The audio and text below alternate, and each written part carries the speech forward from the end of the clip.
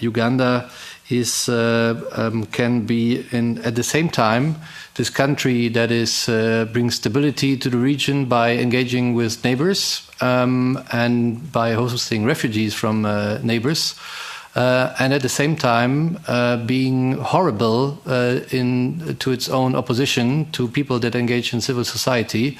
In a way, this country has kind of a split personality, being good at this on the one hand and mean to the inside, and that this state is a state as a booty for the Museveni family, and the regime can be seen today. Today there was planned to be held a Catholic Mass in the Lubaga Cathedral for political prisoner, Dr. Kisa Pasigye, and other political prisoners that has been cancelled on the last minute by the Archbishop, probably because he got a call that it would be wise not to do this. For me, this shows that this is not a free country. And I can only say that for me, there's no transparency in those elections, and already acknowledging the results of such a fraudulent election is taking part in supporting a regime that is, from my point of view, not duly elected. So I think that we are already too positive on that note as a European Union. So. It's said several times that the Ugandan constitution is very clear on the provisions, but apparently nobody cares, at least from those who are in the regime. So my question to our friends in Uganda is, what can we do further to support democracy and rule of law and human rights in Uganda, a part of doing what we do today, which is putting light to this situation. You request for targeted sanctions. My question to BAS is, what is hindering us if we know clearly that there are some people personally involved in abducting people, killing people, to put in place targeted sanction? These are my two questions to our esteemed guests. Thank you. Thank you very much. Are there other colleagues who want to take the floor or not? Otherwise, I would like to give the floor back to Uganda, to Mr. Kuyangulani, Mr. Bobi Wine. Sorry for your family name is a little bit difficult for me to pronounce. Yeah. If you can give the floor first to you and then to Mrs. B. Rita. Yes. Sure. May I request that you repeat the question again, please?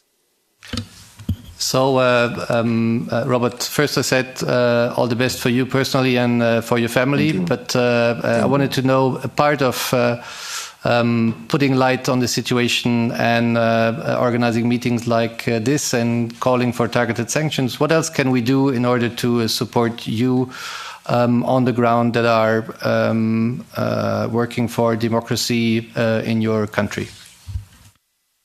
Thank you very much. I'll talk about what you can do from your end and what you can do from our end here in Uganda. From your end, of course, you can apply targeted sanctions. And I hear very many times regime apologists claiming that when you put targeted sanctions on individuals, it affects the nation. No, it does not. It saves the nation. You can slap targeted sanctions, travel sanctions, economic and legal, to the individuals, which individuals we have presented internationally, and others have actually come out themselves, like General Muhoozi, Museveni's son. You have laws like the Global Magnitsky, which has been applied to many human rights violators. We request that the same be applied to the regime back in Uganda. But also association. I mean, it slaps those who believes in democracy and human rights in the face when they see ambassadors or diplomats from the world-known democracies standing shoulder to shoulder with gross human rights violations. For example, imagine just a day or hours after General Muhoozi tweets taking pride in murdering people, in attacking people's families and undressing people and tweeting it, taking pride in killing. And then the next minute, you're going to see an official picture of an ambassador from a renowned democracy standing shoulder to shoulder. That is embracing, that is legitimizing impunity. And we call for a distancing on that. I mean, I've not seen an ambassador or an government official from a democracy standing shoulder to shoulder with Lukashenko or these other, renowned dictators. Also, we have requested that for all the aid that is extended to Uganda, let it be conditional. Let it be conditioned to respect to democracy, human rights, and the rule of law. That would be very helpful. If it is not possible to cut out any cooperation, of course, the best thing would be for a democracy to disassociate from anything that contradicts the same. However, if it is not achievable to completely disassociate, then at least let there be a minimum of demanded, reforms that can lead Uganda to a line of democracy.